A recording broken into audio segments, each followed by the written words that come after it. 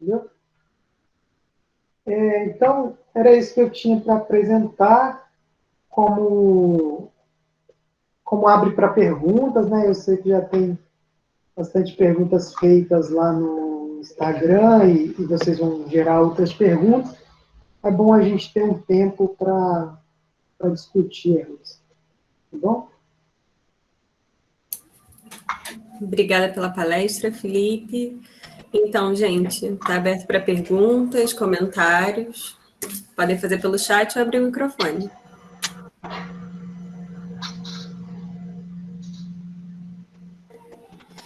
Boa noite, Felipe. Boa noite. Eu tenho uma pergunta.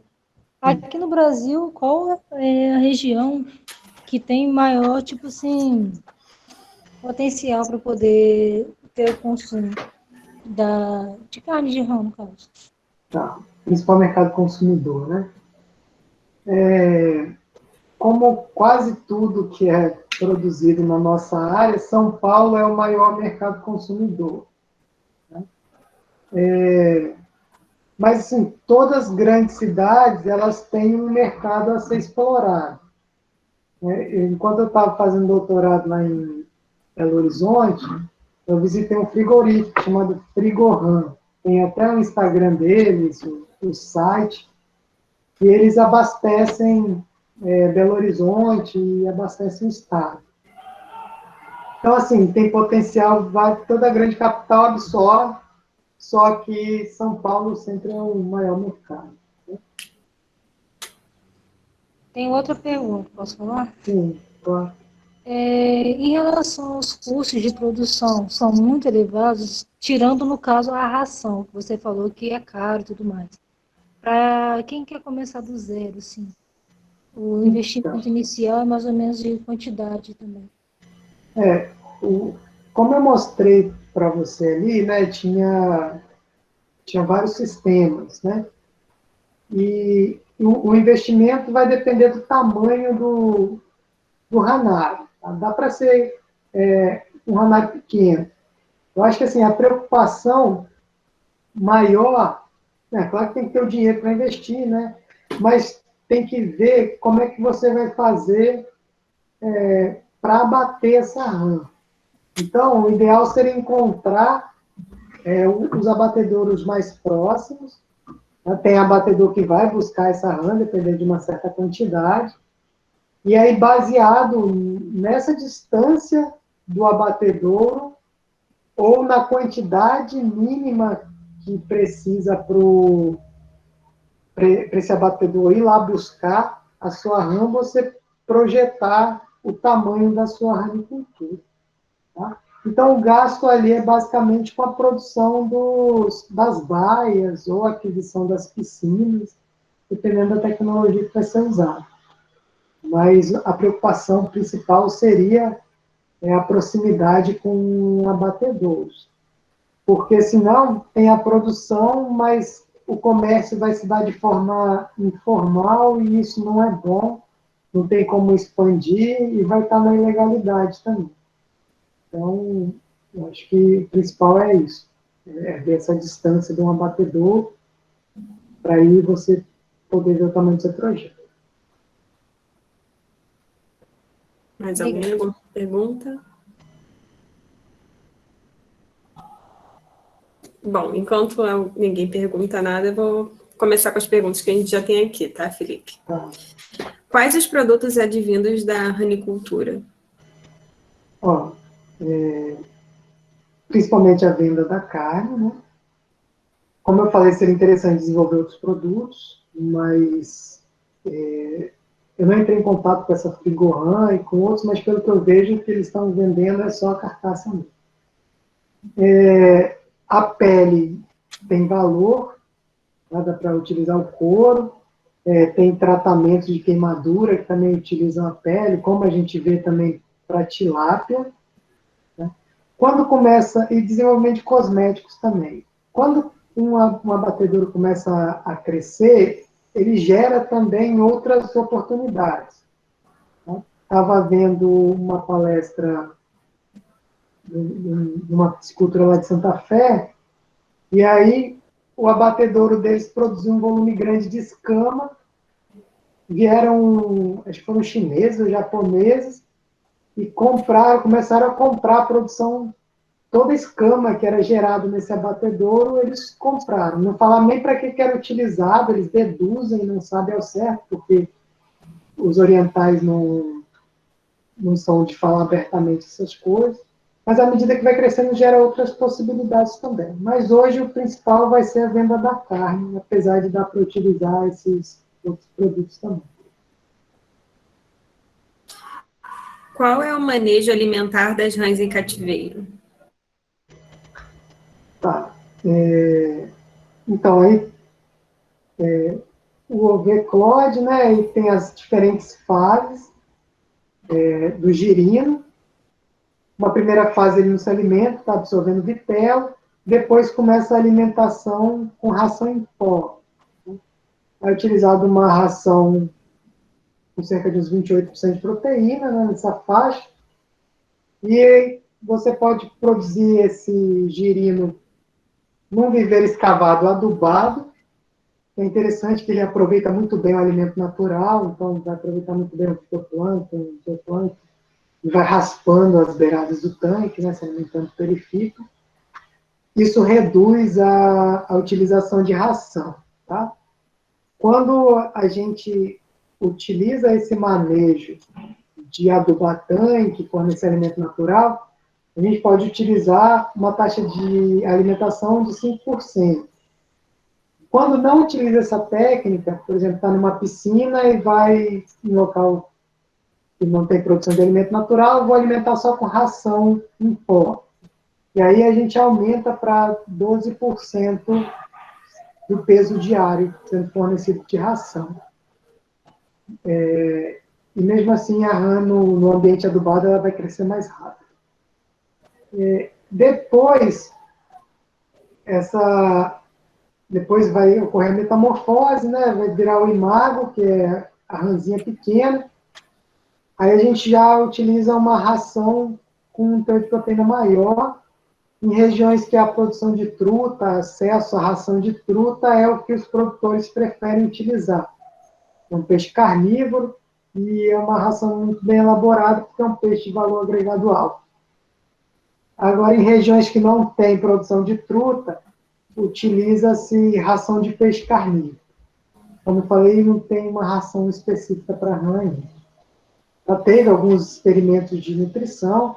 Nessa década de 80, final, início, até 2000 ali, tiveram bastantes experimentos, a agricultura avançou bem. Aí teve um período de menos pesquisa, menos interesse, e teve uma retomada nos últimos anos do interesse de pesquisar e desenvolver a agricultura. Eu acho que está respondido. Respondeu sim. Envolve a produção de insetos? Envolve, tem produtor ainda que utiliza, tá? Como está se desenvolvendo a cultura, né, de insetos, a produção de insetos, é capaz que no futuro se utilize principalmente como uma fonte de nutriente mesmo, né? Porque inicialmente a contribuição maior era na movimentação da ração. Uhum. E aí provavelmente vai se incluir como um ingrediente compondo uma ração. Tá? Tem vários trabalhos nessa área de produção de insetos bem interessantes, acho que é uma área bem promissora. Tá. Já teve pergunta que já foi aqui respondida. Tá. Por que ainda é difícil ver esses produtos nas gôndolas dos mercados? Tá. Deu uma cortada, mas eu acho que entendi. Porque é difícil encontrar no supermercado, né, produto? Isso. Então, em grandes centros e cidades grandes sempre se encontra. Né? Igual, aí em Campos com certeza vai ter, em supermercados, porque tem supermercados que parece que é de elite, assim, né? Você vai e as coisas são mais caras, e nesse supermercado normalmente vai encontrar, ou casas especializadas em vendas de carne. Né? E E nas capitais sempre tem um mercado, algo assim, que tem uma diversidade maior e vai ser encontrado também. É muito mais fácil achar carne de rã do que carne de paca, por exemplo, do que carne de jacaré. Pelo menos eu vejo com mais facilidade. Embora, Eu também já vi, já.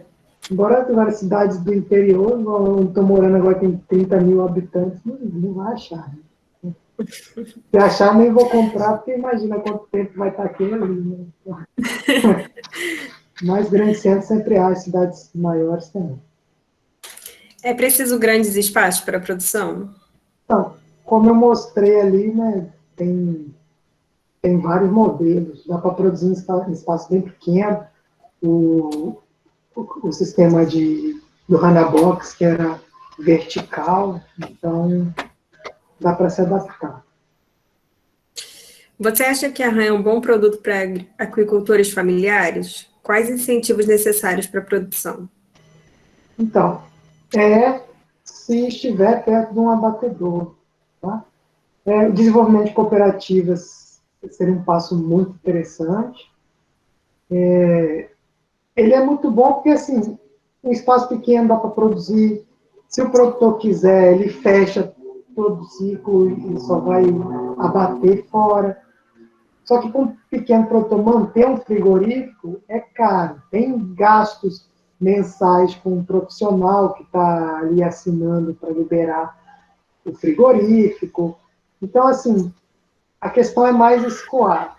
E também não dá para a gente ficar fomentando uma produção que vai ser abatida de forma ilegal e vendida de forma ilegal. Mas, por características produtivas, é excelente para a agricultura familiar. Só tem que ver para onde vender, para onde abater. Como é feita a higienização do ambiente de cria? Ambiente de criação, deve ser, né? Os tanques de girino é muito semelhante o que faz em piscicultura, que é a renovação de água, né?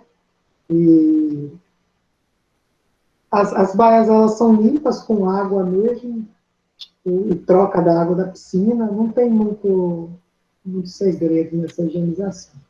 É mais manter qualidade de água através de trocas e lavar mesmo com água local. Teria alguma hibridação ou outras técnicas de melhoramento genético para aumento da produção? Então, hibridação não. Eu não parei para analisar, tipo, normalmente tem relação. Tem muitas espécies que não dá para fazer híbrido, né? Há uma incompatibilidade no número de cromossomos ali. Mas não achei pesquisas falando sobre hibridação e também não é algo muito interessante. Porque tem uma espécie europeia que misturaram e geraram um híbrido e produzem esse híbrido, mas lá é proibida a produção da Rantor. O desempenho do híbrido é inferior ao desempenho da Rantor. Aqui no Brasil, não seria aconselhável misturar com alguma espécie nossa, mesmo se for possível, que não sei se é possível realizar a combinação das duas espécies que geram um híbrido, não sei se dá para fazer esse cruzamento, porque se um animal escapa para a natureza, gera problemas, igual a gente já tem com alguns híbridos de peixe. E nossas espécies de rã já estão em declínio. Se ainda reproduzisse um híbrido com um nativo, aí o problema ambiental seria ainda maior. Programas de melhoramento não tem. Teve um ou outro esforço em pesquisa, mas bem pequeno, assim, bem tímido. Tá, ok. Alguém tem mais alguma pergunta? Professor Manuel, algum comentário?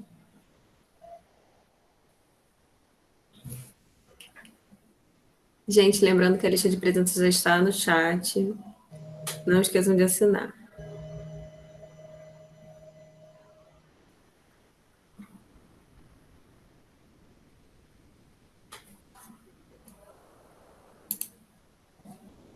Ninguém? As Então, perguntas que estavam lá eram essas? Oi? As perguntas do Instagram eram essas, né? Sim, sim. O professor Manuel vai falar alguma coisa.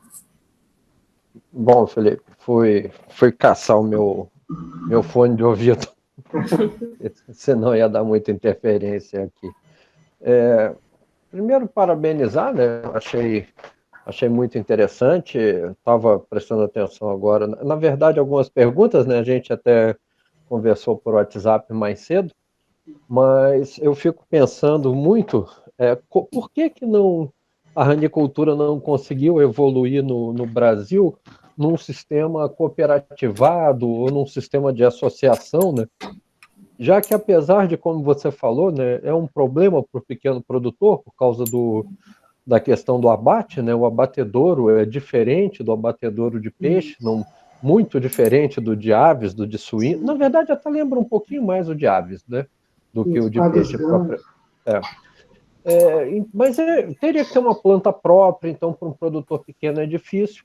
Mas chegou a ter no Brasil, pelo menos aqui no Sudeste, a gente tinha mais de 100 pequenos produtores, né? Por que você acha que eles não conseguiram desenvolver uma cooperativa? Existe um abatedouro de cooperativa em Rio Bonito, né? Foi feito em 1995, mas também tem tido alguns problemas. Por que você acha que essa dificuldade é da ranicultura ou é do agronegócio brasileiro como um todo? Eu acho que é focar mais na agricultura, né? Tiveram algumas cadeias produtivas que passaram por algo semelhante, né? Mas, por exemplo, a produção de avestruz mesmo foi uma que cresceu e está estável, assim. Mas, no caso da rã, eu acredito que muito questão da informalidade, da possibilidade de venda direta para o consumidor final. E a gente tem no Sul uma característica de associativismo mais forte. No Sudeste também tem algumas cooperativas, de associações cooperativas grandes, mas a gente também já conhece vários exemplos que deram errado, porque às vezes próprio presidente de associação, né, não estou falando no caso da ranicultura, mas a gente sabe de outros setores que fazem isso, fizeram isso, o próprio presidente da associação vendendo fora da associação, porque para ficar com dinheiro direto. Então, tem que ter uma mentalidade que o associativismo ele é algo em prol do coletivo, né? E para você agir em coletividade, você tem que reduzir a sua individualidade. Então, se for para procurar vantagem o tempo todo, não tem como uma cooperativa se desenvolver. Então, eu acredito que foi muito por essa questão da informalidade e também precisava ajustar a questão dos custos de produção. Você vê que tem estudos que mostram uma conversão alimentar baixa, de 1,3, 1,2, né, na fase de recria e engorda. Então, daria para trabalhar com um custo baixo e tentar repassar um valor mais baixo para o produtor e para o consumidor final e, assim, fomentar a atividade. Mas eu acho que questão de custo, Manuel, e esses problemas que muitas cooperativas passam. Uma outra coisa assim que sempre me chamou a atenção na ranicultura é que quando a gente vê, por exemplo, a avicultura, a gente sabe que no mundo inteiro o galos domésticos, né, a galinha, o frango, ele domina a avicultura, apesar de que ainda existe a codorna, o pato, o peru, aí existem os ornamentais, fazão, mas vamos pensar no corte, né? Basicamente, a galinha corresponde a uns 90%, ou quase isso, o peru, a codorna para a postura, mas você tem ali 3 espécies, 4 espécies significativas. Em alguns países o pato é muito importante, alguns o ganso. No caso da ranicultura, como você falou, na Europa usam espécies até que crescem menos, o Brasil trouxe a rantoro, né, e aonde deu certo com o rantoro, mas eu acho que que a gente testou pouco as nativas, ou procurou pouco fazer com que as nativas dessem certo. E, pelo menos na teoria, é muito mais, quando você olha o animal, uma rã pimenta é muito mais interessante do que uma rã touro, um animal maior, um animal com 4 patas, digamos assim, 4 patas, 4 coxas aproveitáveis. Né? O que você acha também de ter desistido tão cedo das nativas? Não, mano, tiveram, né, trabalhos avaliando, não foram muitos, assim, chegaram à conclusão que mesmo alguma espécie de rã crescendo, chegando, atingindo um tamanho maior até do que a rã touro, mas levava muito tempo para atingir esse tamanho. Então, o ciclo ficaria 2 vezes maior do que, ou mais, do que quando se produz a rã touro. Só que, como você falou, né, a espécie demandaria um esforço maior para desenvolver e chegar em níveis próximos. Se na Europa se produz as espécies deles e ainda é rentável, apesar de não ser rantor, a gente conseguiria com as nossas também. E aí, já que você falou questão de atratividade, né, isso é muito importante, o marketing deveria ser maior na RAM, a apresentação do produto melhor também, porque você fritando só as pernas separadas é um aspecto muito mais bonito, né? Ou produção de pratos mais elaborados, porque uma carne muito saudável e você pega e frita ali e tira isso. Mas a apresentação do produto também deixa um pouco a desejar. E também teve aquela questão de um marketing todo que era uma carne para gente idosa, uma carne para quem estava doente, e em vez de ser uma carne que é boa, gostosa, né? E aí você consome muito mais que é gostoso. Aquela velha história de a gente não come a picanha porque a picanha é saudável, né? A gente come a picanha porque é gostosa. E vai comprar uma picanha no lugar da rã, na maioria das vezes que for no supermercado, se o preço for parecido. Então, um marketing sobre a qualidade do produto, o gosto do produto, não apenas como algo saudável. Felipe, como uma última pergunta ou observação, né? Eu posso estar enganado, mas daquele período ali, início dos anos 90, né, que a gente via algumas escolas fazendo pesquisa, pós-graduação com ranicultura, produzindo mestres e doutores, logo depois começou ranicultura em várias universidades, você fez graduação numa universidade onde tinha um professor que, se não era exclusivo de ranicultura, mas era especializado em ranicultura, né, a formação básica do Josevani, me parece que ele já aposentou, né? A formação básica do Josevani era ou melhor, a pós-graduação, né? O doutorado foi com ranicultura, e eu tenho a impressão que mais recentemente, principalmente na zootecnia, onde a ranicultura cresceu bastante, me parece que nas universidades agora ela está encolhendo, né? Muitas universidades que ainda têm uma disciplina de ranicultura não tem um professor especialista em ranicultura. Até que é o caso da UENF, né? Mas a UENF nunca teve um professor realmente de ranicultura. Tem um professor que fez a pós-graduação na parte de piscicultura e que leciona um pouco de ranicultura, apesar de que eu acabei vivendo en passant ali no Ranário com Samuel, né? o Samuel Lopes Lima, então a gente teve alguma experiência. Viçosa continua com um professor, mas várias outras a gente vê que vem encolhendo. A UFBA tinha um Albinati, ele foi substituído por um outro, aposentou e entrou um professor da área de psicultura. Como é que você vê o encolhimento na academia também, não só no setor produtivo? Você foi falando dos nomes aí, é bem interessante, porque apesar de eu ter trabalhado com peixe, mestrado, doutorado, desde a graduação eu estava muito envolvido, né? E esse grupo era o Josevani, o Albinati e o Gustavo, que é uma geração um pouco mais nova, que foi meu orientador de mestrado.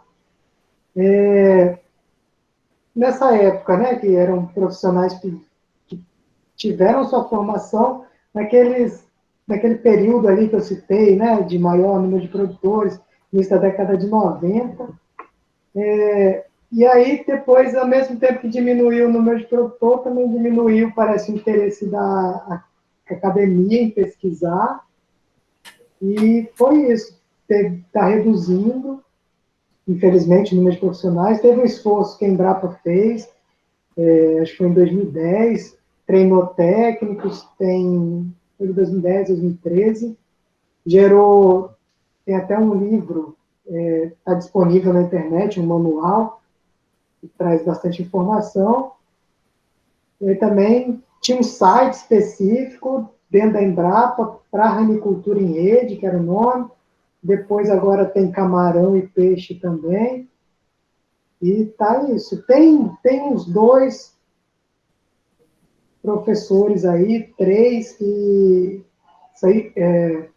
estão fazendo trabalhos ainda, mas realmente a produção científica está menor. Acredito que para financiar a pesquisa está mais difícil também. A CAPES-CNPq já está reduzindo normalmente o dinheiro que está indo para as pesquisas, e ainda, tipo, para ornamental também tem esse problema, né? Parece que algumas áreas menores estão recebendo menos fomento também. Mas real isso. É uma coisa curiosa, né? Porque hoje o ambiente de produção está muito melhor do que na década de 90. Né? Como você falou, na década de 90 a gente tinha 2 ou 3 marcas de ração para truta. A gente continua com 3, 4 marcas, mas a gente tem 30, 40 marcas de ração para peixes carnívoros, tem muito mais oferta. A ração hoje, proporcionalmente, ela está mais barata do que estava na década de 90. A tecnologia mais avançada também na parte de aquecimento, de materiais de construção. Então, para o ambiente produtivo ficou melhor, mas parece que a formação de pessoal na área diminuiu muito, e é uma pena, né? O país tem uma vocação muito grande, né? E tomara que alguns desses meninos e meninas, não são mais, mas modo de falar, né? Eles entrem nessa área. Eu sei que o Pedro, ele assistiu só por causa da mosca, né? Porque é o menino inseto da zootecnia, mas também tem outros que têm uma vocação para essa área de ranicultura. Eu vejo que eles discutem bastante. Tomara que alguns deles empreenda nessa área, porque é uma área que tem muito potencial, tem tudo para dar certo. E é interessante porque existe do outro lado da moeda uma gastronomia internacional, não só uma gastronomia europeia, né, italiana, espanhola, portuguesa, francesa, mas também asiática, que aprecia muito a rã. Né? E nós temos esses restaurantes no Brasil. Né? Nós temos hoje a quantidade de restaurantes com uma bandeira asiática no Brasil é imenso. Aqui em Campos mesmo deve ter uns 15 restaurantes entre chinês, coreano, tailandês, japonês, e que utilizam esse produto e não colocam no cardápio porque não tem um produto à disposição. Né? Então, o mercado tem, e até um mercado para uma venda direta para o principal consumidor, o que paga melhor, que é justamente o restaurante, né? E não o consumidor final, o dono de casa, o dono de casa. Mas, Felipe, queria agradecer muito, principalmente as últimas respostas aqui para as nossas indagações, né? Eu acho que são as dúvidas que passaram, são muito interessantes, e trazer um pouco dessa discussão da evolução da ranicultura no Brasil. Muito obrigado por ter vindo. Eu que agradeço, sempre satisfação estar com vocês. Achei bem legal o modelo, tipo, de ter gerado as perguntas antes, porque fica muito mais interessante, né? A pessoa explana ali, uma palestra razoavelmente curta, e a gente abre para discussão e fica um aprendizado melhor, né, quando a gente faz assim, do que só ir apresentando. Bom, obrigado. O problema é que se o palestrante for uma pessoa muito nervosa, ele pode olhar a pergunta e ficar com medo do público e não aparecer para a palestra, né? Então eu acho que eles têm que peneirar as perguntas mais difíceis, tirar da lista, né, para não assustar o palestrante. Obrigada, Felipe. Obrigada, professor Muito Manuel, pelos obrigado. comentários, pela palestra. Foi muito interessante, um assunto muito que na UENF não é muito dito, né? Porque a gente não tem matérias específicas sobre o assunto, mas muito obrigada. Eu acho que esclareceu a dúvida das pessoas que não conheciam sobre o assunto. Muito obrigada, Pé, em nome da SAIS. E é isso. Estou à disposição, quem quiser material, pode entrar em contato. Acha bastante coisa interessante na internet.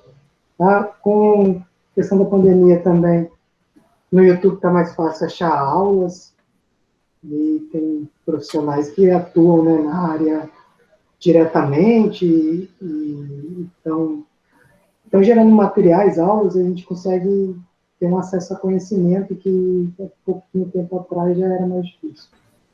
Então, vale a pena, a gente desenvolve no nível da curiosidade da gente, né? Muito mais do que o próprio professor, a gente que tem que ir buscando o que vai interessando para seguir o nosso caminho. Com certeza. Gente, não esqueçam de assinar a lista de presença. É o último link, tá, do chat. Ignorem as listas acima. E é isso. Semana que vem temos mais uma palestra. E não se esqueçam de inscrever na próxima, tá? Um abraço e até a próxima semana. Tchau, pessoal. Um abraço.